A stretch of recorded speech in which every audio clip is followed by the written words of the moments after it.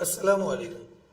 Now इस lecture में हम ये समझेंगे कि हमारे जो WBCs हैं, जो वाइट ब्लड सेल्स होते हैं, जो इम्यूनिटी का काम करते हैं, तो उनकी जो हम पढ़ रहे थे टाइप्स के, जिसमें फैगोसाइटोसिस होती है, यानी कि वो सेल्स जो फैगोसाइटोसिस में इन्वॉल्व होते हैं। अच्छा, फैगोसाइटोसिस क्या है थोड़ा सा बता दूं मैं, कि अगर ऐसा हो कि एक बड़ा सेल एक छोटे सेल को खा ले, उसको एनगल्फ कर ले, जिसको हम कहते हैं सेल ईटिंग प्रोसेस। इस प्रोसेस को बायोलॉजी में या इम्यून सिस्टम में कहा जाता है फैगोसाइटोसिस। तो फैगोसाइटोसिस का मतलब वन सेल ईट अनदर सेल, एक सेल दूसरे सेल को खा ले, तो ये फैगोसाइटोसिस है। अब याद रखिएगा कि हर सेल फैगोसाइटोसिस नहीं कर सकता। हमारे बॉडी में जो वाइट ब्लड सेल्स हैं उसमें बहुत लिमिटेड सेल्स हैं जो फैगोसाइटोसिस वाली एबिलिटी रखते हैं। और उनमें कौन कौन से सेल्स हैं जो फैगोसाइटोसिस कर सकते हैं? तो उनमें सिर्फ दो सेल्स हैं। नंबर एक monocytes, number two neutrophils. Neutrophils की डिटेल तो हम देख चुके हैं, अब हम देखते हैं मोनोसाइट्स किस तरह काम करते हैं और मोनोसाइट्स की फिर क्या टाइप्स हैं, मोनोसाइट्स किस तरह से वर्क करते हैं, इस चीज को हम जरा देखते हैं। अच्छा, सबसे पहले देखें कि मोनोसाइट होते कैसे हैं, इनका शेप कैसा है। तो पहले इनके शेप से शुरुआत करते हैं। तो इनका शेप होता है सिंगल बीन शेप न्यूक्लियस इनके पास होता है, जैसा कि आप यहाँ देख रहे हैं। ये इनका न्यूक्लियस है और एक न्यूक्लियस होता है और वो भी बीन शेप्ड होता है, थोड़ा सा ऐसे कर्व्ड न्यूक्लियस होता है इनका। नॉन ग्लैन्युलर साइटोप्लाज्म है। साइटोप्लाज्म के अंदर आपको कोई इस तरह के दाने नजर नहीं आ रहे। साइटोप्लाज्म के अंदर किसी तरह के कोई एंजाइम्स नहीं होते।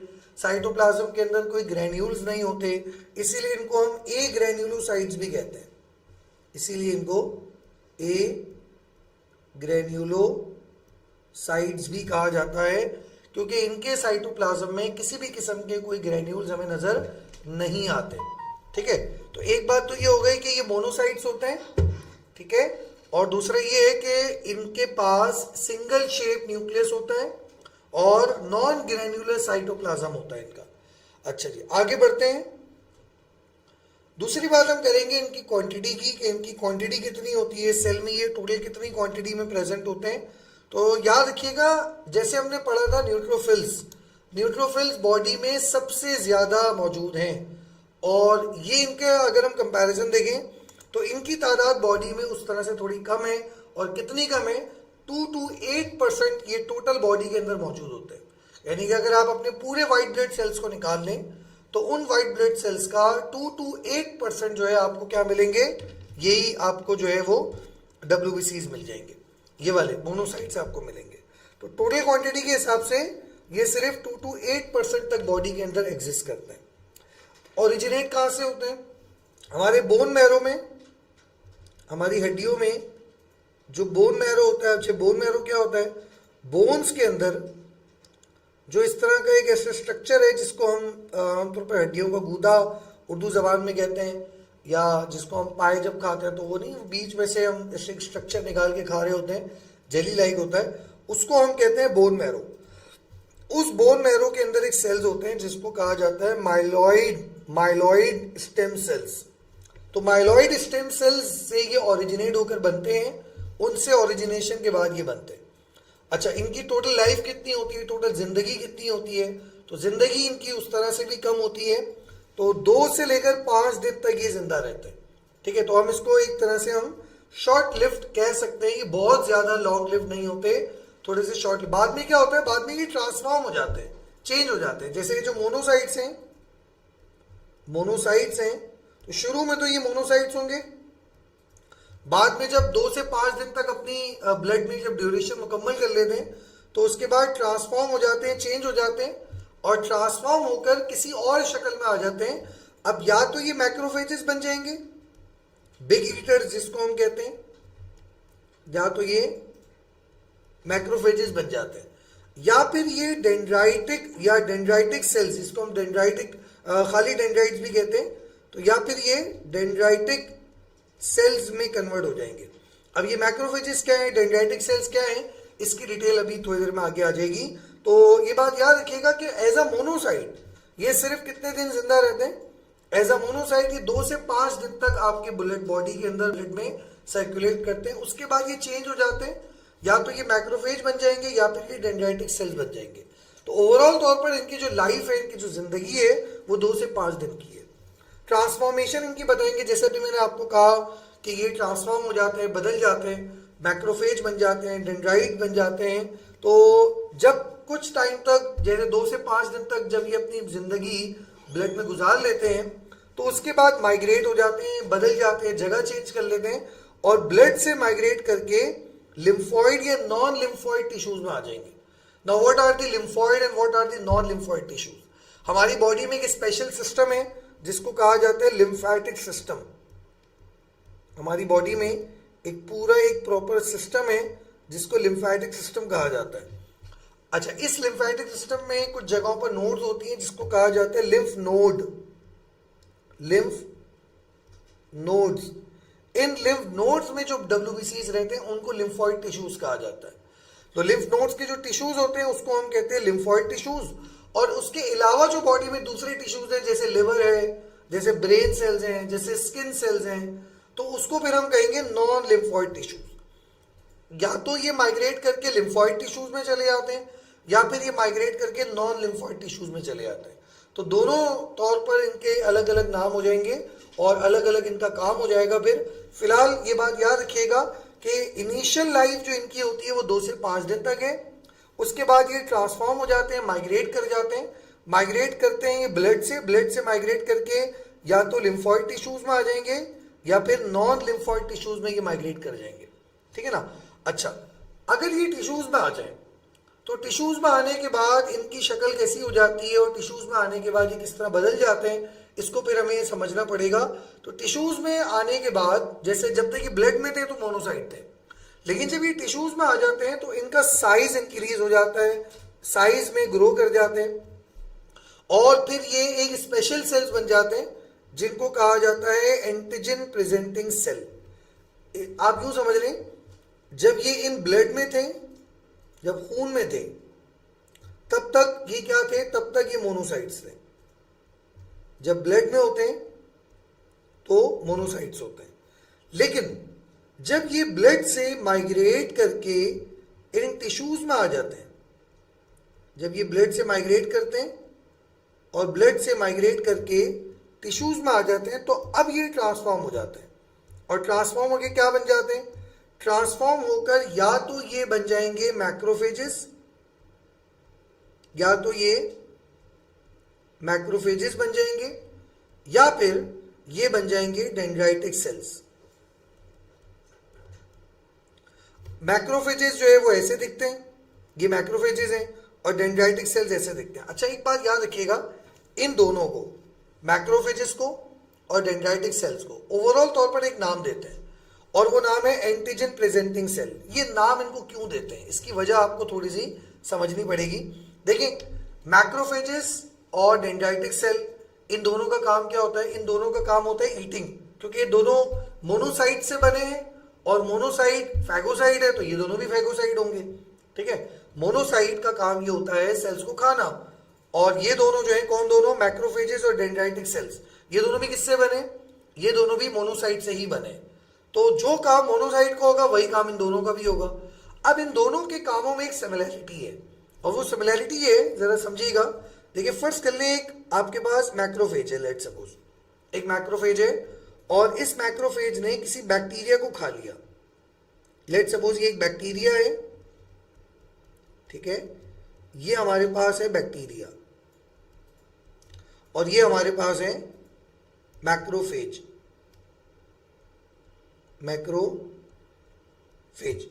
अब फर्स्ट कर लें कि हुआ ये कि इस मैक्रोफेज ने इस बैक्टीरिया को एनगल्फ कर लिया, खा लिया।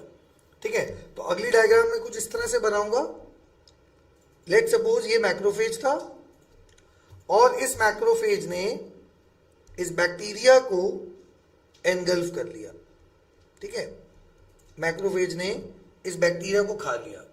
अब कमाल की बात यह है कि खाने के बाद इसकी बॉडी के टुकड़ों को, इसको जब हजम कर लेता है, खा लेता है, बिल्कुल इसके पीसेस कर लेता है, इसको डाइजेस्ट कर लेता है, तो उसके बाद ये इसको बिल्कुल खत्म नहीं कर देता, बिल्कुल डिस्ट्रॉय नहीं कर देता, बल्कि इसकी बॉडी के जो टुकड़े होते हैं उसको अपनी सरफेसेस पर रख लेता है, और ये कुछ इस तरह से हो जाता है।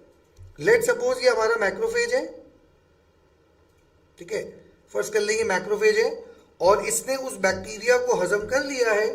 तो अब उस बैक्टीरिया के जो पीसेस होंगे वो पीसेस ये अपनी सरफेस के ऊपर रख लेगा। अब सवाल ये कि ये ऐसा क्यों कर रहा है? ये ऐसा इसलिए कर रहा है ताकि बॉडी के जो दूसरे WBCs है वो उनको भी पता लग जाए कि बॉडी के अंदर किसी बैक्टीरिया का अटैक हुआ है।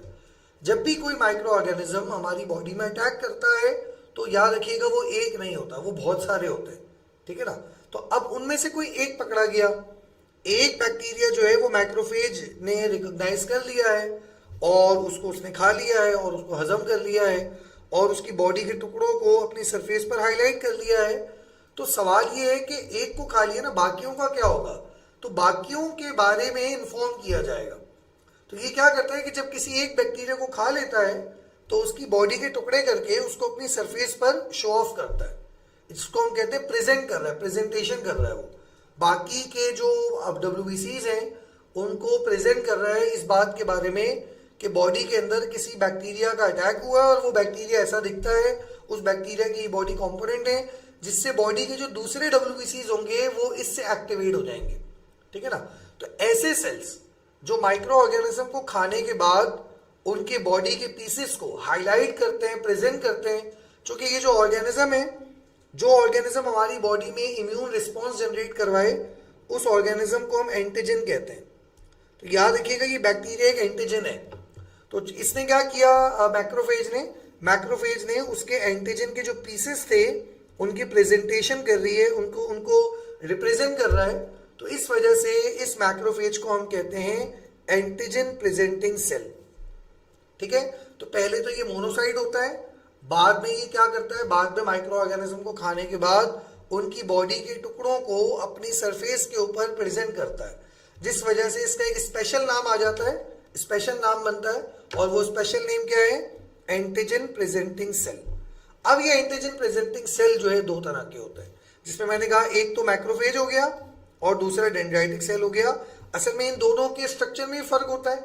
आप देखें अगर इन दोनों के स्ट्रक्चर में आपको फर्क नजर रहा होगा, और डेंड्राइटिक सेल को डेंड्राइटिक इसलिए बोलते हैं क्योंकि इसके अंदर से ऐसे फिलामेंट्स आपको निकलते हुए नजर आ रहे हैं, तो डेंड्राइटिक सेल्स को इस वजह से डेंड्राइटिक बोलते हैं। और डेंड्राइटिक सेल्स जो है ये लिम्फोइड टिश्यूज में रहते हैं।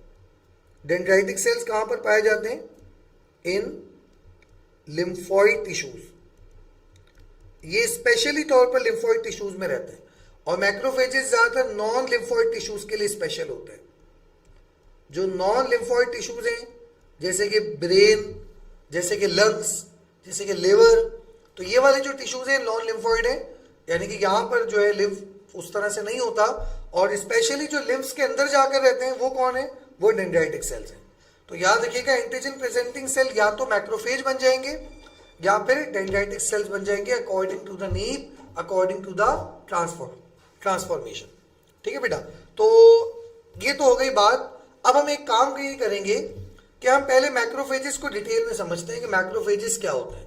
तो पहले मैक्रोफेजेस को डिटेल में देख लेते हैं। अब देखें ये एक मैक्रोफेज है और जैसे कि आप देख रहे हैं ये मैक्रोफेज है और ये एक बैक्टीरिया है।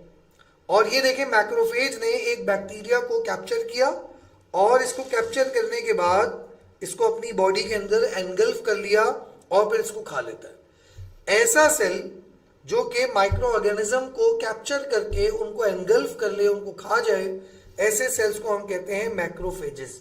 और एक बात और याद रखिएगा, ये जो मैक्रोफेजेस होते हैं ये कहां से बनते हैं, ये डेवलप फ्रॉम मोनोसाइट्स, ये मोनोसाइट्स की डेवलपमेंट से बनते हैं।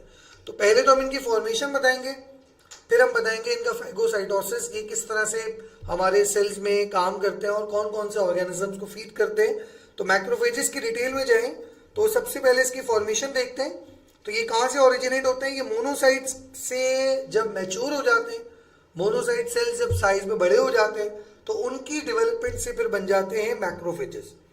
किस कौन कौन से सेल्स की फैगोसाइटोसिस करते हैं ये, कोई भी फॉरेन सेल या कोई भी वर्न आउट सेल। हमारी बॉडी का कोई ऐसा सेल है जो खराब हो गया है, उसको खाने की जिम्मेदारी भी इनकी है। इसी तरह से अगर बॉडी के अंदर कोई बैक्टीरिया आ गया है, कोई वायरस आ गया है, बॉडी के अंदर कोई ऐसा सेल आ गया है जो बॉडी का हिस्सा नहीं है, बॉडी का पार्ट नहीं है, बॉडी उसको रिकॉग्नाइज नहीं कर पा रही, तो उन सेल्स को एनगल्फ करने की जिम्मेदारी भी इसी मैक्रोफेज की होगी। तो मैक्रोफेज दो तरह के सेल्स को फीड करता है, एक तो ये फॉरेन सेल्स को फीड कर लेता है और दूसरा जो वर्न आउट सेल्स होते हैं उनको ये फीड कर लेता है। शेप की बात करते हैं, मैक्रोफेज शेप में कैसे होते हैं, साइज में कैसे होते हैं। तो मैक्रोफेज जो है वो आमतौर पर ए ग्रेन्युलोसाइट्स होते हैं। ये बिल्कुल इस तरह होते हैं जैसे फर्ज कर ले एक मैक्रोफेज है, तो इसके साइटोप्लाज्म में आपको किसी भी किस्म का कोई ग्रैन्यूल्स नजर नहीं आएंगे आमतौर पर। इनका न्यूक्लियस बहुत बड़ा होता है और आमतौर पर इनका न्यूक्लियस भी बिल्कुल मोनोसाइट जैसा ही होता है। जैसे मोनोसाइट का न्यूक्लियस था ऐसे इनका भी न्यूक्लियस है, तो इनका न्यूक्लियस भी देखने में ऐसा ही होता है। किडनी शेप आप कह लें या हॉर्स शू शेप कह लें, तो हॉर्स शू शेप न्यूक्लियस इनके पास होता है और इनके पास कोई साइटोप्लाज्म में पिगमेंटेशन नहीं होती, साइटोप्लाज्म के अंदर कोई दाने नहीं होते, साइटोप्लाज्म बिल्कुल क्लियर होता है, जेल लाइक साइटोप्लाज्म इनका हमें बिल्कुल क्लियर नजर आता है। ठीक है, अच्छा इनके एडेप्टेशन एबिलिटी की बात करें तो ये बड़ी इंपॉर्टेंट बात है। जैसे कि मैंने आपको कहा कि जो मैक्रोफेजेस होते हैं ये बॉडी में अलग अलग जगहों पर रहते हैं, जैसे स्किन में रह लेंगे, लिवर में रह लेंगे, इसी तरह से हमारे ब्रेन में रह लेते हैं, उसके अलावा जो है लंग्स में ये सर्वाइव कर जाते हैं, लिवर में सर्वाइव करते हैं। तो इनकी एक बड़ी अच्छी बात ये है कि जिस स्ट्रक्चर में रहते हैं, जिस बॉडी के ऑर्गन में ये रहते हैं, उस ऑर्गन जैसे मॉडिफाइड हो जाते हैं। आमतौर पर इसको आसान लफ्जों में कहूँ तो अपना भेष बदल लेते हैं, अपनी शक्ल चेंज कर लेते हैं।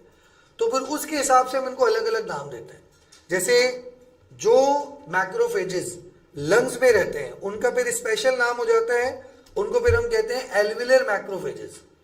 ठीक है, इसी तरह से जो लिवर में रहते हैं उनको हम कहते हैं कप्फर सेल्स, और जो सीएनएस में यानी कि सेंट्रल नर्वस सिस्टम में रहते हैं, ब्रेन में रहते हैं, उसको हम कहते हैं माइक्रोग्लिया सेल्स। तो याद रखिएगा एल्विलर सेल्स, कप्फर सेल्स और माइक्रोग्लिया सेल्स, ये तीनों आमतौर पर ये तीनों के तीनों मैक्रोफेजेस हैं। ये तीनों के तीनों कौन है? ये तीनों के तीनों मैक्रोफेजेस हैं। और ये तीनों मैक्रोफेजेस इनके नाम अलग अलग क्यों हैं? तो उसकी वजह है क्योंकि ये अलग अलग टिश्यूज में रह रहे हैं। तो ये जिस तरह के टिश्यूज में रहते हैं उस टिश्यू के हिसाब से अपने आप को क्या कर लेते हैं, मॉडिफाइड कर लेते हैं, अपने आप को चेंज कर लेते हैं। तो ये इनकी अडेप्टेशन एबिलिटी है। तो ये जिस टिश्यूज में जाते हैं उस टिश्यू के एनवायरनमेंट के हिसाब से अपने आप को एडॉप्ट कर लेते हैं। ये इनकी एक बड़ी इंपॉर्टेंट बात है जो आपसे पूछी जा सकती है। अच्छा जी, अब हम आते हैं इसके मैक्रोफेजेस के फंक्शंस पर, इसके काम क्या क्या है, मैक्रोफेजेस किस किस तरह से काम करते हैं, इस बात को जरा देख लेते हैं। तो एक तो ये फैगोसाइटोसिस करते हैं, जैसे कि मैंने आपको बताया कि माइक्रो ऑर्गेनिज्म को ये खा लेते हैं, ठीक है ना, और खाने के बाद उसको ऐसा नहीं है कि खा पी के बिल्कुल खत्म कर दिया, नहीं, खाने के बाद उसके एंटीजेंस की प्रेजेंटेशन करते हैं। इसी वजह से इनको एपीएस कहा जाता है, एपीसीस कहा जाता है। एपीसीस मतलब एंटीजन प्रेजेंटिंग सेल्स। इसी वजह से इनका दूसरा नाम क्या है? Antigen presenting sales. इनको एंटीजन प्रेजेंटिंग सेल्स कहने की वजह यही है क्योंकि ये ऑर्गेनिजम्स को खाने के बाद बॉडी के जो दूसरे टी सेल्स होते हैं उनको बताते हैं। जैसे फर्ज करें कि एक हमारा व्हाइट ब्लड सेल्स ये मैक्रोफेज है, ठीक है, लेट सपोज ये मैक्रोफेज है और इसने किसी ऑर्गेनिज्म को खाया है। खाने के बाद उसके टुकड़ों को ये अपनी सरफेस के ऊपर ऐसे शो ऑफ कर रहा है, ठीक है। एंटीजन के जो पीसेस होते हैं, उसके जो मॉलिक्यूल्स होते हैं, उसको अपने सरफेस पर हाईलाइट करता है। अब ये हाईलाइटेशन किसके लिए हो रही है? तो ये बॉडी के जो दूसरे सेल्स होते हैं, जैसे लेट सपोज टीसी सेल्स हैं, उनके पास कुछ रिसेप्टर्स होते हैं। वो रिसेप्टर्स इसके लिए होते हैं कि वो आकर मैक्रोफेजेस की ये जो सरफेसेस होती हैं इनको वो चेक करते रहते हैं, ठीक है। तो ये टीसी सेल्स जैसे ही इसको चेक करेंगे कि बॉडी के अंदर कोई माइक्रो ऑर्गेनिज्म आया है और उसका पीस पकड़ा गया है, उसका पीस जो है वो हाईलाइट हो रहा है, तो अब इससे क्या होगा, उससे ये सेल्स एक्टिवेट हो जाएंगे और ये एक्टिवेट होकर फिर अपनी किलिंग को शुरू कर देंगे, अपने मैकेनिज्म को शुरू कर देंगे। तो ये याद रखिएगा, दूसरे सेल्स को बताने का काम करते हैं, दूसरे सेल्स को एक्टिवेट करने का काम करते हैं। फिर उसके अलावा इनका एक फंक्शन और भी है कि जब ये किसी ऑर्गेनिज्म को खा लेते हैं तो अपनी बॉडी से कुछ स्पेशल सिग्नल मॉलिक्यूल्स होते हैं वो रिलीज करते हैं। ऑर्गेनिज्म को खाने के बाद इनकी एक खास बात और भी है कि अपनी बॉडी से कुछ अलग अलग किस्म के केमिकल सिक्रीट करते हैं और वो जो केमिकल सिक्रीट कर रहे हैं वो इसलिए कर रहे हैं ताकि बॉडी के जो दूसरे सेल्स हैं वो एक्टिवेट हो जाएं। जैसे लेट सपोज टीसी सेल्स हैं वो एक्टिवेट हो जाते हैं, ठीक है ना। इसी तरह से जो बॉडी के दूसरे नेचुरल किलर सेल्स होते हैं वो एक्टिवेट हो जाते हैं। तो जब किसी ऑर्गेनिज्म की फेगोसाइटोसिस करते हैं तो फेगोसाइटोसिस करने के बाद स्पेशल सिग्नल मॉलिक्यूल रिलीज करते हैं और उन सिग्नल मॉलिक्यूल्स को हम कहते हैं साइटोकाइंस। तो साइटोकाइंस रिलीज करते हैं। ये जो साइटोकाइंस है ये क्यों रिलीज हो रहे हैं? For the activation of other immune cells, ताकि दूसरे इम्यून सेल्स को ये एक्टिवेट कर सकें, दूसरे इम्यून सेल्स को जिंदा कर सकें, उसको फिर हेल्प करें, उसकी उनको एक्टिवेशन करें ताकि वो सब फिर मिलकर इस माइक्रो ऑर्गेनिज्म को किल करें, ठीक है ना। तो ये इनका एक छोटा सा मैकेनिज्म है जो मैंने आपको यहाँ पे समझाया। अच्छा, यहां तक तो एक फंक्शन हो गए। उसके बाद आगे बढ़ते हैं। ये इन्फ्लेमेशन को इनिशिएट कर देते हैं। इन्फ्लेमेशन का मतलब जब भी किसी ऑर्गेनिज्म को एंगल्फ करते हैं तो जिस जगह पर इन्होंने ऑर्गेनिज्म को खाया है उस जगह पर ये कुछ ऐसे केमिकल सिक्रेट करते हैं कि वो जगह पूरी रेड हो जाती है, जिससे उस जगह पर जो बाकी माइक्रो ऑर्गेनिजम्स होंगे वो ट्रैप्ड हो जाएंगे। इस बात को आप जरा आसान तरीके से समझ लें। जैसे लेट सपोज ये हमारी स्किन है, ठीक है ना। अब फर्ज कर लें कि ऐसा हुआ कि हमारी स्किन में ब्लड था, लेट सपोज यहाँ पे स्किन में ब्लड फ्लो कर रहा है, ठीक है। अब हुआ ये कि स्किन में किसी तरह का कोई डैमेज आया, ठीक है, स्किन में कोई डैमेज आया और उस डैमेज की वजह से वो जगह थोड़ी सी अलग हो गई।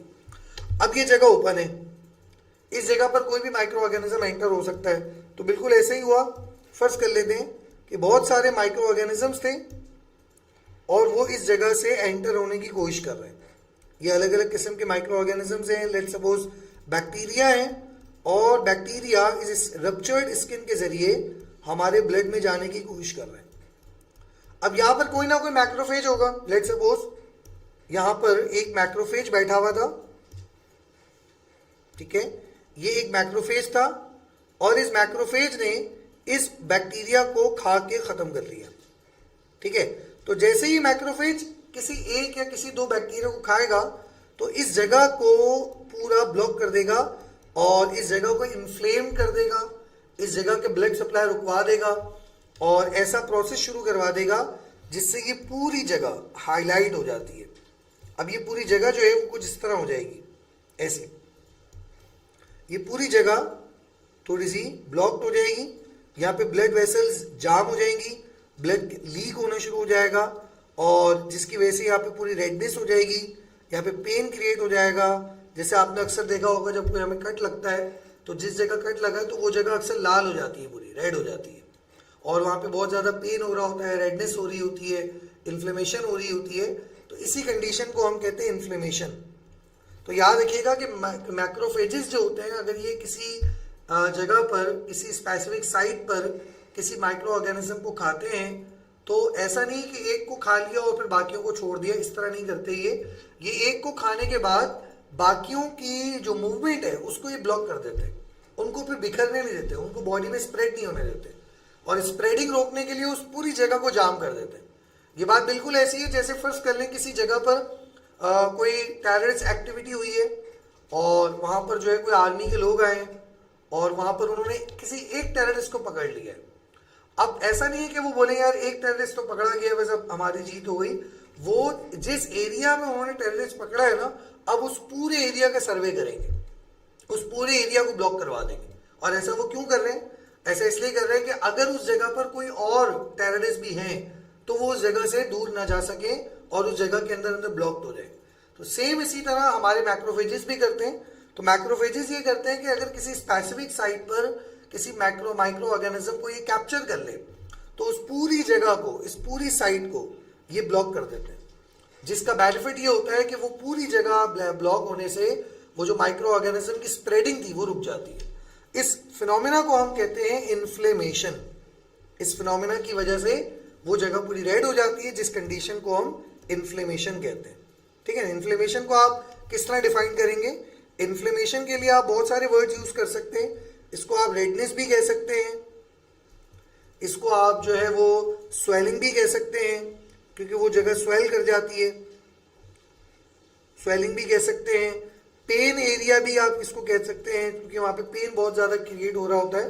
तो ये वाली कंडीशंस हैं जो मैक्रोफेजेस यूज करते हैं ताकि किसी माइक्रो ऑर्गेनिज्म की एक्टिविटी को ब्लॉक किया जा सके। अच्छा, ये इनिशिएट कर देते हैं इन्फ्लेमेशन को। उसके अलावा माइक्रो ऑर्गेनिज्म को मारने के लिए ये अपनी बॉडी में नाइट्रिक ऑक्साइड बनाते हैं। नाइट्रिक ऑक्साइड एक टॉक्सिक केमिकल है, तो ये नाइट्रिक ऑक्साइड यूज करते हैं अगर किसी माइक्रो ऑर्गेनिज्म को खाना हो। लेट सपोज एक मैक्रोफेज है, ठीक है ना, और इसने किसी बैक्टीरिया को एंगल्फ कर लिया है, तो अब इस बैक्टीरिया को अगर ये किल करना होगा तो किल करने के लिए अलग अलग तरह के केमिकल्स बनाते हैं, लेकिन उन केमिकल्स में से एक केमिकल है नाइट्रिक ऑक्साइड।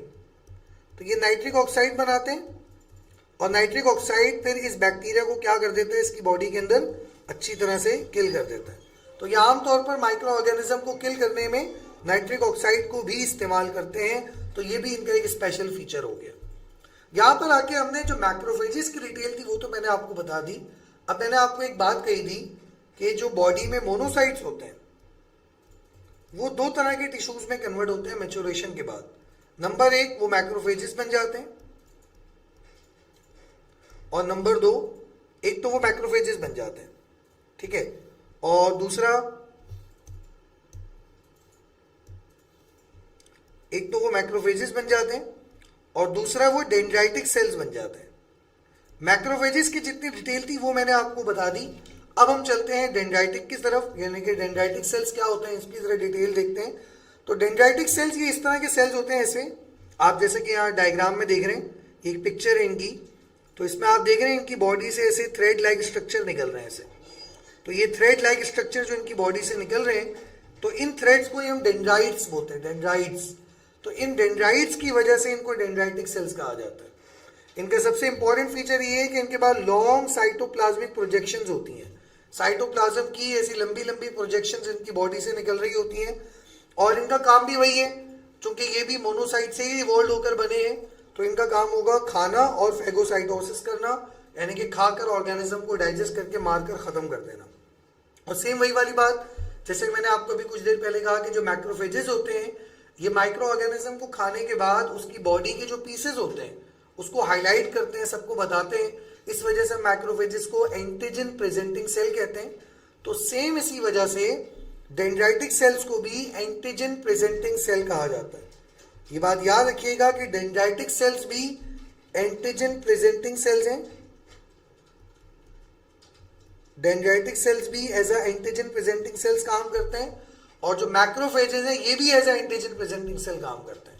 ये दोनों अपने आप को एंटीजन प्रेजेंटिंग सेल आप जो समझ रहे कहलवाते हैं, क्योंकि इनका काम ऐसा है कि माइक्रो ऑर्गेनिज्म को खाने के बाद उसकी बॉडी के जो पीसेस होते हैं उसको प्रेजेंट करते हैं, उसको सबको बताते हैं, और इससे हेल्प हो जाती है दूसरे सेल्स की, ताकि उस स्पेसिफिक ऑर्गेनिज्म को किल किया जा सके। ठीक है, तो ये डेंड्राइटिक सेल्स भी ये काम करते हैं और मैक्रोफेजेस सेल भी ये काम करते हैं। ठीक है ना बेटा, तो आगे बढ़ते हैं। डेंड्राइटिक सेल्स जब किसी ऑर्गेनिजम्स को एनगल्फ करते हैं तो उसके बाद क्या किस तरह काम करते हैं, तो उस काम को देखते हैं।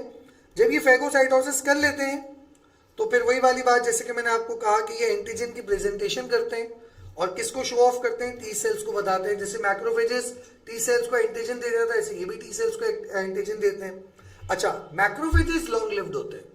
मोनोसाइट 2 to 5 डेज जिंदा रहते हैं, उसके बाद मैक्रोफेज बन जाते हैं। मैक्रोफेज लॉन्ग लिव्ड होते हैं, वो काफी लंबे अरसे तक जिंदा रहते हैं, और बॉडी में जो है वो तकरीबन आप समझ रहे कि इनकी आवर्स की लाइफ होती है, और मतलब काफी टाइम तक ये सर्वाइव कर जाते हैं। तो लेकिन डेंड्राइटिक सेल्स ऐसे नहीं होते।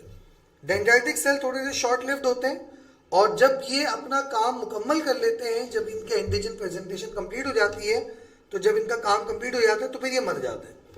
तो आप यूं कह सकते हैं कि मैक्रोफेज तो लॉन्ग लिव्ड है, लेकिन एंटीजन प्रेजेंट ये जो डेंड्राइटिक सेल्स हैं ये लॉन्ग लिव्ड नहीं होते, ये जल्दी मर जाते हैं, जल्दी डाई हो जाते हैं, और बस इनका काम मुकम्मल होने की बात है कि जब इनका काम मुकम्मल हो जाए, इनका काम क्या होता है, माइक्रो ऑर्गेनिज्म को खाना और उसके एंटीजन्स के टुकड़ों को सबको बताना।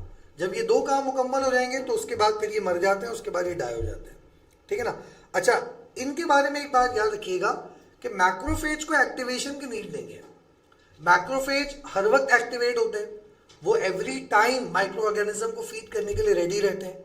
लेकिन डेंड्राइटिक सेल्स के बारे में ये बात नहीं कही जा सकती डेंड्राइटिक सेल्स किसी दूसरे साइटोकाइंस के जरिए एक्टिवेट होते हैं। मैंने अभी आपको साइटोकाइंस का नाम लिया था। मैंने कहा था कि जब ये जो मैक्रोफेजेस होते हैं, जब किसी ऑर्गेनिज्म को एंगल्फ करते हैं तो अपनी बॉडी से कुछ केमिकल सिक्रीट करते हैं। ये मैं किसकी बात कर रहा हूं? ये मैं बात कर रहा हूं मैक्रोफेजेस की। ये बात मैं कर रहा हूं मैक्रोफेजेस के लिए, ठीक है? मैक्रोफेजेस। तो जो बेटा जो मैक्रोफेजेस होते हैं, जब भी किसी ऑर्गेनिज्म को एनगल्फ करेंगे तो एनगल्फ करने के बाद ये दूसरे सेल्स को बताने के लिए, उनको एक्टिवेट करने के लिए अपनी बॉडी से साइटोकाइंस रिलीज करते हैं। ये अलग अलग तरह के केमिकल्स होते हैं जिनका काम ये होता है कि दूसरे सेल्स को एक्टिवेट करना, ठीक है? तो ये साइटोकाइंस रिलीज करते हैं जिससे दूसरे सेल्स एक्टिवेट हो जाते हैं। अब वो दूसरे सेल्स कौन से हैं? वो दूसरे सेल ये भी हैं, सही है? ये जो दूसरे सेल्स की हम बात कर रहे हैं, तो वो दूसरे सेल में एक डेंड्राइटिक सेल्स भी आ जाएगा। तो याद रखिएगा कि डेंड्राइटिक सेल्स मैक्रोफेजेस की वजह से एक्टिवेट होते हैं। तो पहले मैक्रोफेजेस किसी बैक्टीरिया को या किसी ऑर्गेनिज्म को एंगल्फ करेंगे और इनकी बॉडी से साइटोकाइनेस रिलीज होंगे, और वो साइटोकाइनेस फिर अगर डेंड्राइटिक सेल्स तक पहुंच गए तो फिर ये डेंड्राइटिक सेल्स क्या हो जाते हैं बेटा? अब ये एक्टिवेट हो जाते हैं, ठीक है ना? तो डेंड्राइटिक सेल्स को एक्टिवेट होने के लिए साइटोकाइनेस की नीड होती है। तो ये थ्रू दी साइटोकाइनेस बिकम एक्टिवेटेड, और ये साइटोकाइनेस कौन रिलीज करता है? ये मैक्रोफेजेस रिलीज करते हैं, ठीक है ना? ये बात आपको समझनी है। अब जब एक्टिवेट हो जाते हैं तो क्या करते हैं? एक्टिवेट होने के बाद ये बॉडी के अलग अलग टिश्यूज में माइग्रेट कर जाते हैं, और वहां जाकर जो टी सेल्स होते हैं उनको वो एंटीजेंस प्रोवाइड करते हैं। उनको फिर वो जो एंटीजेंस है वो देते हैं ताकि वो भी एक्टिवेट हो सके और ये माइक्रो ऑर्गेनिज्म को खाने का काम कर लेते हैं। तो जब ये एक्टिवेट हो जाते हैं तो ये ब्लड से माइग्रेट करके सेकेंडरी लिम्फोइड टिश्यूज में चले जाते हैं। सेकेंडरी लिम्फोइड टिश्यूज जैसे कि टॉन्सिल्स जो आपके गले में होते हैं, टॉन्सिल एक स्ट्रक्चर है, लिम्फोइड टिश्यूज होते हैं। पेयर्स पैचेस हैं जो कि इंटेस्टीन में होती हैं। इंटेस्टीन में जो लिम्फोइड टिश्यूज हैं, इंटेस्टीन में जो लिम्फोइड टिश्यूज हैं उसमें उसका हमने एक स्पेशल नाम रखा हुआ है, और वो स्पेशल नेम है पेयर्स पैचेस। इसी तरह आपके थ्रोट में, थ्रोट रीजन के अंदर जो लिम्फोइड पैचेस होते हैं उनको टॉन्सिल्स कहते हैं। और स्प्लीन तो आपको पता है एक लिम्फोइड ऑर्गन है। ये पुराने आरबीसीज को खत्म करने का काम करता है। तो स्प्लीन एक लिम्फ ऑर्गन आप इसको कह सकते हैं, या लिम्फ टिश्यू आप इसको कह सकते हैं। तो जितने भी सेकेंडरी लिम्फोइड टिश्यूज हैं, इसमें ये जो आपके डेंड्राइटिक सेल्स होते हैं एक्टिवेट होने के बाद यहाँ चले जाते हैं, और यहाँ पर आके जो टी सेल्स होते हैं उनको वो एंटीजेंस देते हैं और माइक्रो ऑर्गेनिज्म को खाने का काम कर रहे होते हैं। क्योंकि जब भी कोई माइक्रो ऑर्गेनिज्म हमारी बॉडी में आता है ना, तो वो लाजमी लिम्फेटिक सिस्टम से लाजमी गुजरेगा। तो जब वो लिम्फेटिक सिस्टम से गुजर रहा होगा तो फिर इनसे भी गुजरेगा, टॉन्सिल से गुजरेगा, पेयर्स पैचेस से गुजरेगा, स्प्लीन से गुजरेगा। तो जब वो गुजर रहा होगा तो फिर उसको एंगल्फ कर लिया जाएगा, उसको खा लिया जाएगा। तो ये जो डेंड्राइटिक सेल्स हैं वो फिर इन जगहों पर आके माइक्रो ऑर्गेनिज्म की इंतजार कर रहे होते हैं और उनको खाने का काम करते हैं, ठीक है ना? और वहां जाकर एक और काम भी करते हैं। ये जब ये लिम्फोइड टिश्यूज में चले जाते हैं तो ये टी सेल्स को भी एक्टिवेट करते हैं। कैसे एक्टिवेट करते हैं वो मैं आपको बता चुका हूं। ये ऑर्गेनिजम्स को खाने के बाद टी सेल्स को उनके एंटीजेंस देते हैं ताकि वो एक्टिवेट हो जाए। सही है बेटा? तो ये लिम्फोइड टिश्यूज में भी माइक्रो ऑर्गेनिजम्स को एनगल्फ करके टी सेल्स को एक्टिवेट करने का काम करते हैं। यहां पर आके हमने जो मैक्रोफेजेस थे और जो डेंड्राइटिक सेल्स थे उनकी डिटेल हमने डिस्कस कर ली कि किस तरह से मैक्रोफेजेस काम करते हैं और किस तरह से डेंड्राइटिक सेल्स काम करते हैं, और दोनों के काम करने में क्या डिफरेंस है। मेजर डिफरेंस ये होगा कि मैक्रोफेजेस को एक्टिवेशन की नीड नहीं होती, डेंड्राइटिक सेल्स को एक्टिवेशन की नीड होती है। मैक्रोफेजेस नॉन लिम्फोइड टिश्यूज में जिंदा रहते हैं और डेंड्राइटिक सेल लिम्फोइड टिश्यूज में रहते हैं, ठीक है ना? बाकी दोनों में सिमिलैरिटी ये है कि दोनों के दोनों एंटीजन प्रेजेंटिंग सेल्स हैं और दोनों के दोनों मोनोसाइट से डेवलप होकर बनते हैं। ये दोनों की सिमिलैरिटीज हैं। समझा दी बात? यानी कि जो मैक्रोफेजेस हैं और जो डेंड्राइटिक सेल्स हैं ये दोनों पहले एक ही थे, मोनोसाइट्स।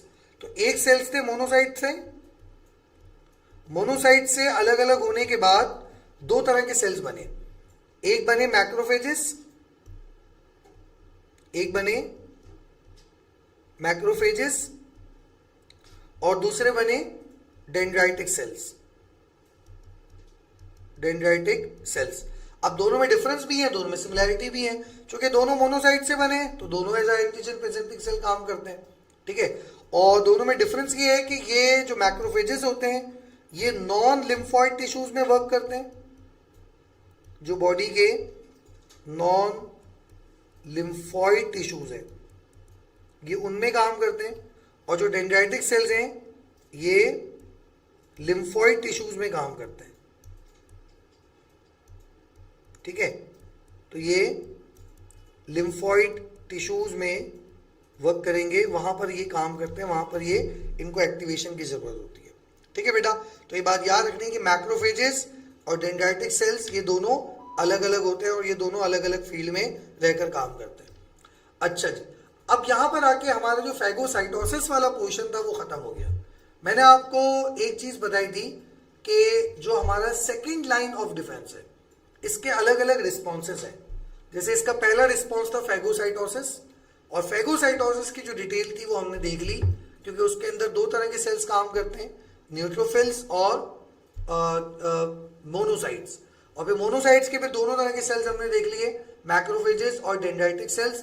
अब हम सेकेंड रिस्पॉन्स की तरफ चलते हैं, और सेकेंड रिस्पॉन्स हमारे पास है साइटोटॉक्सिसिटी, और इसको समझना बहुत आसान है।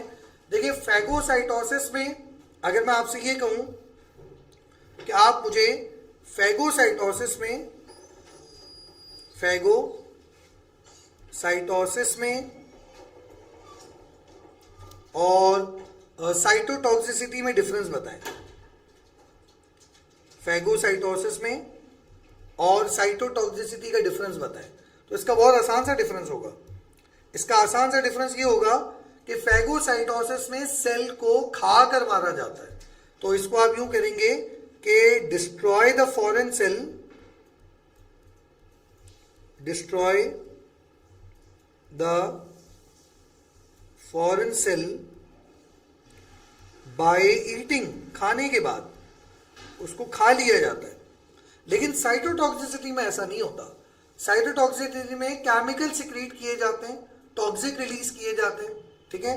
तो इसमें क्या होता है, इसमें हम यूं कहेंगे कि destroy the foreign cell by secreting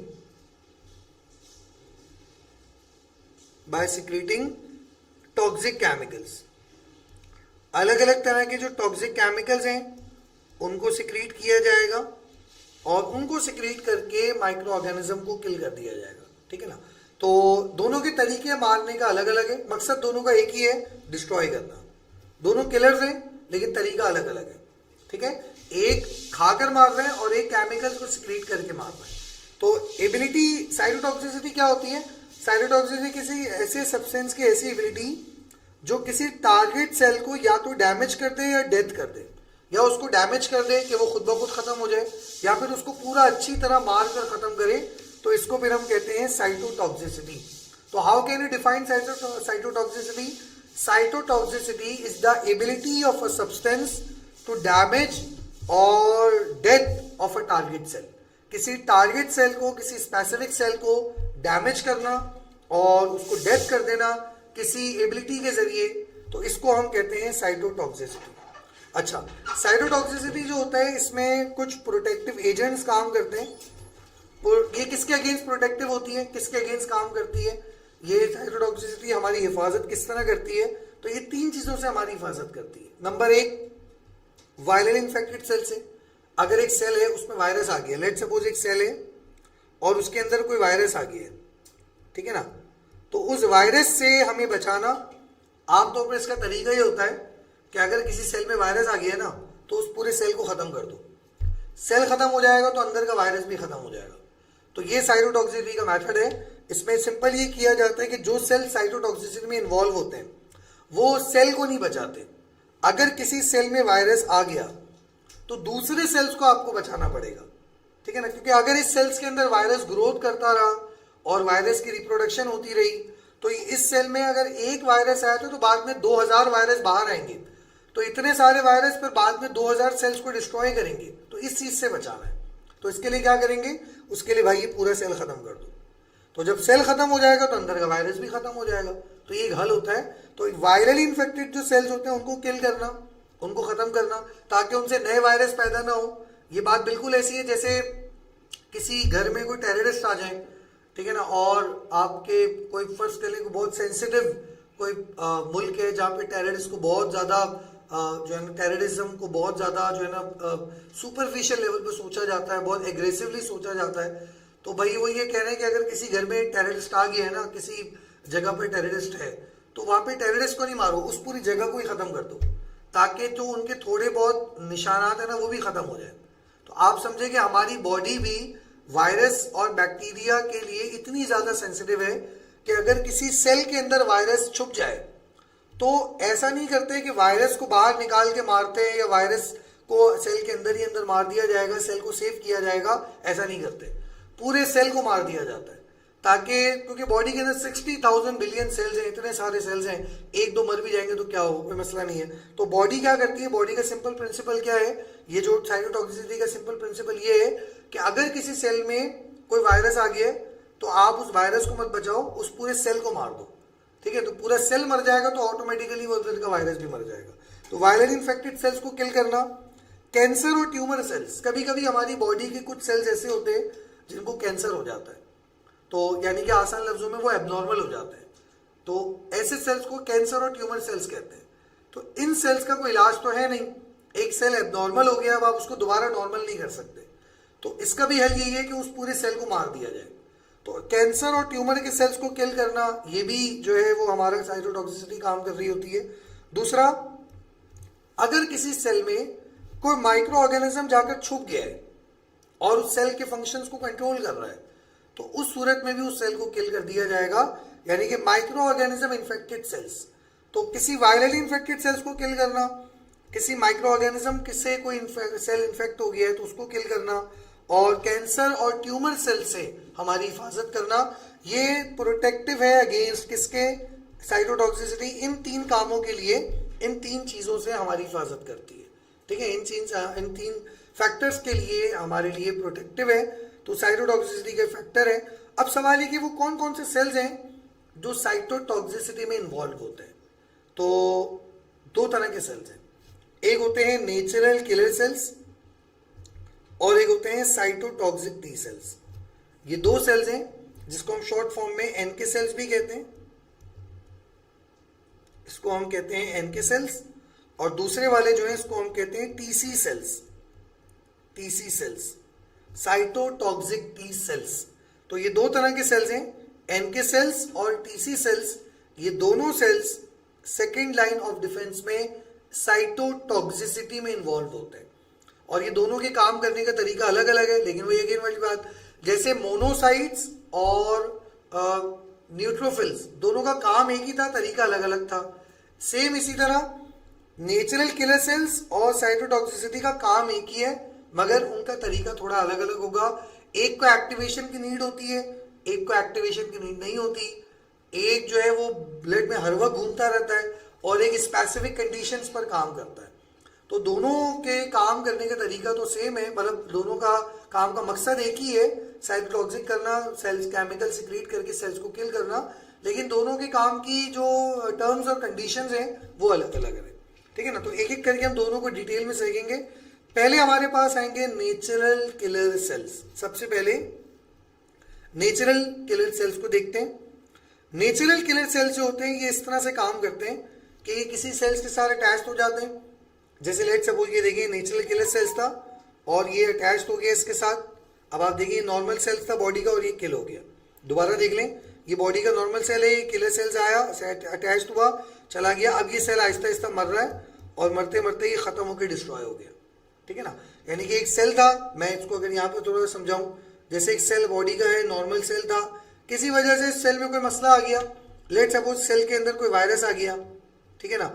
तो अब इस सेल को किल करना है, तो इसके लिए क्या होगा, इसके लिए फिर एक किलर सेल आएगा, ठीक है। ये हो गया NK cell, let suppose natural killer cell, और नेचुरल किलर सेल इसके साथ अटैच हो जाएगा, और जैसे इसके साथ अटैच होगा तो इसकी अपनी बॉडी से इसकी बॉडी में कुछ केमिकल सिक्रीट कर देगा, और वो केमिकल्स जब इसकी बॉडी तक पहुंचेंगे तो ये जो हमारा सेल्स था ये क्या हो जाएगा, पूरा खत्म हो जाएगा और डिस्ट्रॉय हो जाएगा।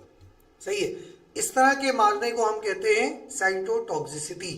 और एनके सेल्स यानी कि नेचुरल किलर सेल्स भी इसी तरह की टॉक्सिसिटी में इन्वॉल्व है, इसी तरह के काम करने में इन्वॉल्व है। इसकी डिटेल में आते हैं कि ये किस तरह से हम इसको, अगर एग्जाम में वर्डिंग आए इसकी तो हम किस तरह से उसके पॉइंट्स को मेंशन करेंगे। तो आते हैं, तो सबसे पहली बात तो आपको ये याद रखनी है कि लिम्फोसाइट की एक टाइप है। ये लिम्फोसाइट्स क्या होते हैं, वो डब्ल्यूबीसीज जो हमारे लिम्फेटिक सिस्टम में पैदा होते हैं या लिम्फेटिक सिस्टम में काम करते हैं, उन डब्ल्यूबीसीज को हम कहते हैं नेचुरल किलर सेल्स। तो they are the type of lymphocytes, पहली बात। दूसरी बात, ये स्पेशली किस काम के लिए अडेप्टेड होते हैं, मैंने जैसा कि आपको बताया कि बॉडी के अंदर या तो कोई वायरली इन्फेक्टेड सेल हो या फिर कोई ऐसा सेल हो जो ट्यूमर सेल हो, तो उसको किल करना। खास तौर पर ये किसको किल करते हैं, एक ट्यूमर सेल्स को, और दूसरा वायरली इन्फेक्टेड सेल्स को ही किल कर देते हैं। ठीक है ना। अच्छा, एनके सेल्स के बारे में एक बात और बड़ी अच्छी आपको याद रखनी है कि इनको एक्टिवेशन की जरूरत नहीं पड़ती। They don't need any kind of activation.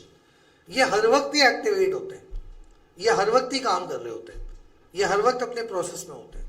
इस बात को आप यूं समझ लें, जैसे देखें ना, एक होती है स्पेशल टास्क फोर्स, जैसे हमारे यहाँ जो पुलिस के इदारे होते हैं, जो आर्मी के इदारे होते हैं, उसमें एक होती है स्पेशल टास्क फोर्स, एक तो ये होती है, और एक होती है वो टास्क फोर्स, एक तो नॉर्मल पुलिस होती है जो हर वक्त पेट्रोलिंग कर रही होती है, इलाके में घूम रही होती है, गलियों में गश्त लगा रही होती है कि अगर उनको किसी जगह पर कोई एबनॉर्मल एक्टिविटी नजर आ रही है तो फौरन उसके खिलाफ एक एक्शन लेते हैं।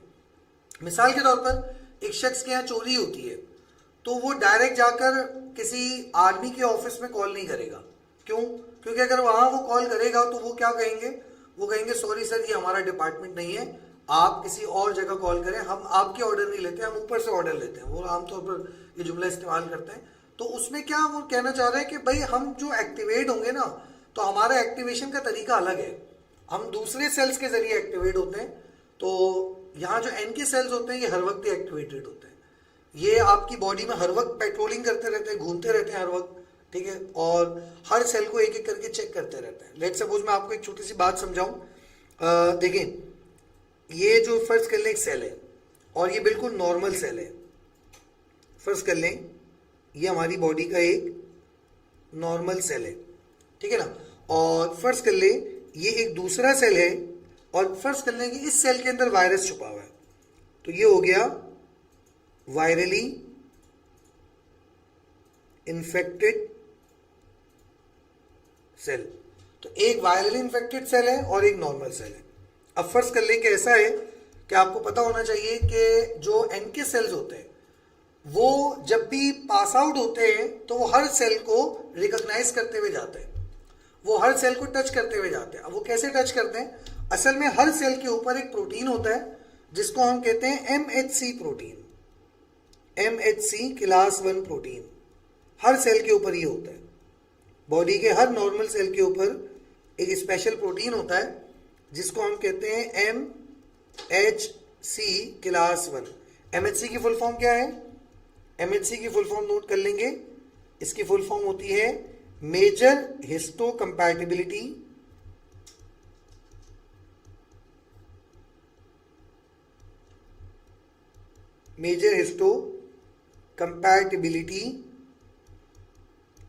क्लास 1।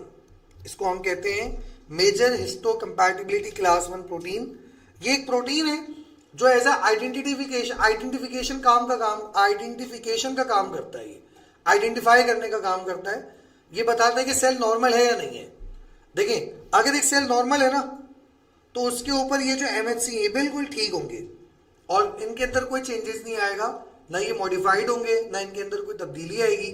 तो हमारे नेचुरल किलर सेल्स क्या करते हैं, नेचुरल किलर सेल्स ये करते हैं, लेट सपोज ये एनके सेल है और जब इसके पास एक रिसेप्टर होते हैं तो ये क्या करता है, अपने रिसेप्टर को इस एमएचसी के साथ चिपका के देखता है।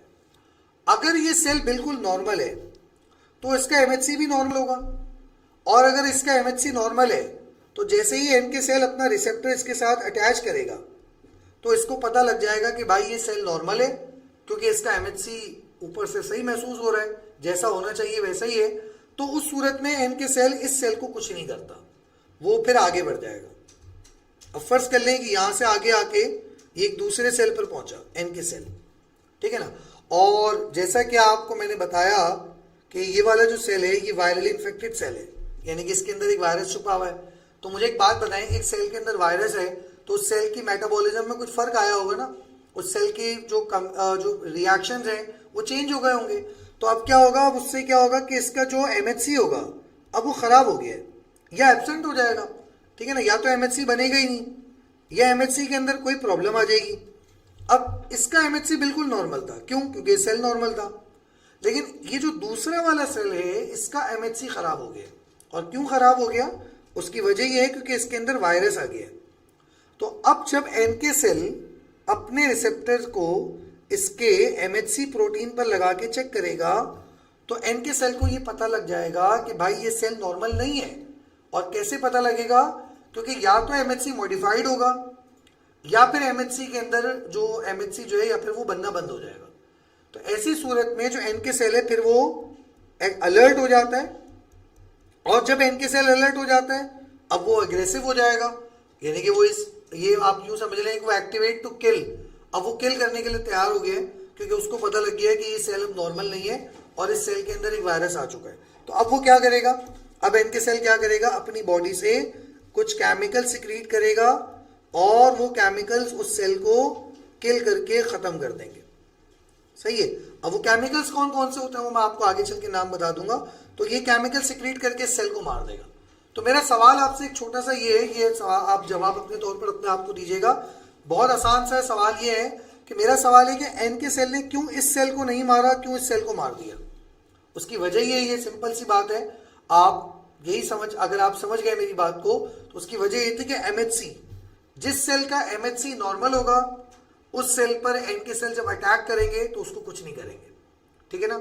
लेकिन अगर किसी सेल के एमएचसी में कोई प्रॉब्लम आई तो एनके सेल जब उस सेल्स को टच करते हैं और ये फील करते हैं कि भाई एमएचसी में कोई प्रॉब्लम आ रही है तो फिर वो उस सेल को किल कर देते हैं। ये इस बात की सिंबल होता है, ये इस बात का सिम्टम होता है कि उस सेल के अंदर कोई परेशानी है। तो ये बात मैं आपको इसलिए बता रहा हूँ डिटेल में क्योंकि इसका एक आगे मैकेनिज्म भी हम समझेंगे। और एनके सेल्स के बारे में आपको ये बात याद रखनी है कि एनके सेल ये काम हर वक्त करता है, एवरी टाइम करता है। हर वक्त का मतलब 24 घंटे ही काम कर रहा होता है। तो इस काम के लिए इसको किसी एक्टिवेशन की जरूरत नहीं है। कोई बोलेगा तो ये काम नहीं करेगा, ये हर वक्त इस पेट्रोलिंग में इन्वॉल्व रहता है, ठीक है। तो इसका काम ही यही है कि ये हर वक्त आपकी बॉडी के अंदर जगह जगह एक एक सेल को जा जाके टच करता रहता है और चेक करता रहता है कि सेल नॉर्मल है, एबनॉर्मल है, नॉर्मल है, एबनॉर्मल है। जहाँ नॉर्मल सेल लगता है उसको छोड़ देता है, जहाँ एबनॉर्मल सेल फील होता है उसको मार देता है। तो ये एक बड़ी इंपॉर्टेंट, बड़ी अच्छी बात है नेचुरल किलर सेल्स की कि ये हर वक्त एक्टिवेटेड होता है और हर वक्त पेट्रोलिंग कर रहा होता है और बहुत ईमानदारी से अपना काम कर रहा होता है, ठीक है। तो एनके सेल के बारे में एक बात और है कि इसके अंदर छोटे छोटे स्मॉल ग्रेन्यूल्स होते हैं इनके साइटोप्लाज्म में, ठीक है ना। छोटे छोटे ग्रेन्यूल्स हैं और उन ग्रेन्यूल्स के साथ इसके अंदर कुछ एंजाइम्स भी होते हैं, ठीक है। और वो एंजाइम क्या करते हैं? वो एंजाइम असल में वही प्रोटीन्स हैं जो वो रिलीज करता है। तो इसके पास कुछ स्पेशल प्रोटीन्स होते हैं, छोटे छोटे ग्रेन्यूल्स होते हैं। और स्पेशल प्रोटीन कौन से हैं? एक परफोरिन प्रोटीन और एक ग्रेन्जाइम प्रोटीन। ये दो प्रोटीन्स हैं जो ये रिलीज करता है, ठीक है। जैसे मिसाल के तौर पर ये एनके सेल है, लेट सपोज ये एनके सेल है और लेट सपोज ये इसका टारगेट सेल है, ठीक है ना। ये फर्ज कर ले इसका टारगेट सेल, कोई virally infected cell, virally infected cell. अब फर्ज कर लें कि ये आपके पास जो एमएचसी था वो खराब हुआ है। अब ये एमएचसी था जो खराब हो गया, ठीक है ना। तो एनके सेल को पता लग जाएगा। कैसे पता लगेगा? एनके सेल जब अपना रिसेप्टर इसकी सरफेस पर लगाएगा तो एनके सेल को पता लग जाएगा कि भाई ये सेल नॉर्मल नहीं है। और जैसे ही उसको पता लगेगा तो वो दो तरह के केमिकल सिक्रीट करता है। नंबर एक, सबसे पहला केमिकल कौन सा है? सबसे पहले वो अपनी बॉडी से एक स्पेशल किस्म का प्रोटीन सिक्रीट करता है जिसको हम कहते हैं परफोरिन प्रोटीन। ये क्या करता है? ये इस सेल के अंदर होल करना शुरू कर देगा। परफोरेशन मतलब होल कर देना। तो ये सेल्स के अंदर होल क्रिएट कर देंगे। जहां जहां ये परफोरिन प्रोटीन काम करेगा तो इस सेल्स के अंदर छोटे छोटे होल्स हो जाएंगे और इस सेल्स के अंदर जो साइटोप्लाज्म है वो बाहर निकलना शुरू हो जाएगा। ठीक है, इस सेल का साइटोप्लाज्म लीक होना शुरू हो गया, यानी कि अब ये सेल मर रहा है। ठीक है, तो इस सेल का साइटोप्लाज्म लीक होना शुरू हो गया। तो ये जो प्रोटीन है जो इसने रिलीज किया, जिससे सेल वॉल के अंदर, सेल मेम्ब्रेन में छोटे छोटे होल हो गए, इसको हम कहते हैं परफोरिन प्रोटीन, नंबर 1। नंबर 2, इसके पास एक और प्रोटीन होता है जिसको हम कहते हैं ग्रेन्जाइम। दूसरा प्रोटीन जो इसके पास है उसको हम कहते हैं ग्रेन्जाइम, ये दूसरा वाला प्रोटीन। ये ग्रेन्जाइम क्या करता है, ये ग्रेन्जाइम इस सेल के अंदर चले जाएगा और इस सेल को अंदर से किल करना शुरू कर देगा, इसके प्रोटीन को डाइजेस्ट करना शुरू कर देगा, इस सेल को अंदर से मारना शुरू कर देगा। तो इसीलिए ग्रेन्जाइम को दूसरे लफ्जों में हम एक नाम और दे रहे हैं और वो है प्रोटीएज। प्रोटीएज मतलब protein digestive enzyme, protein digestive enzyme. ठीक है ना, तो ये प्रोटीन डाइजेस्टिव एंजाइम है जो ग्रेन्जाइम जो है होता है बेसिकली। और ये कब काम करता है, जब ये किसी सेल को इसे मारना होगा तो उस सेल पर अपना प्रोटीएज रिलीज कर देगा और प्रोटीन के जो एंजाइम्स है वो आहिस्ता आहिस्ता उस सेल के अंदर जितने कंपोनेंट्स होते हैं उसको खत्म कर देगा। ठीक है ना, तो इसके बाद ये स्पेशल प्रोटीन्स होते हैं जिसके जरिए ये सेल को किल करता है। तो एक तरह से आप यूं समझ लें कि ये परफोरिन और ग्रेन्जाइम जो है वो इसके वेपन्स हैं, ये एनके सेल्स के वेपन्स हैं, इसके हथियार है जिसके जरिए किसी सेल को किल करता है। आगे बढ़ते हैं। एनके सेल्स का वर्किंग मैकेनिज्म जैसे कि मैंने आपको बताया बहुत आसान है। ये पहले क्या करता है, एनके सेल्स चेक करता है पहले सेल की सरफेसेस को, और जब ये चेक करता है तो ये क्या चीज चेक कर रहा होता है, ये कॉन्जुगेटेड मॉलिक्यूल्स को चेक कर रहा होता है जिसका नाम है मेजर हिस्टोकम्पैटिबिलिटी कॉम्प्लेक्स क्लास 1। ये इसको चेक करता है। हर सेल की सरफेस पर ये प्रोटीन होता है। तो अगर अब दो बातें हो सकती हैं। अच्छा, मेजर हिस्टोकम्पैटिबिलिटी का नाम मैंने आपको बताया, इसका काम होता है आइडेंटिफिकेशन कार्ड। ये एमएचसी एक आइडेंटिफिकेशन कार्ड का काम करता है जिससे पता लगता है कि सेल अपना है या पराया है, सेल अपना है या नॉर्मल है, तो इसका पता लगता है हमें।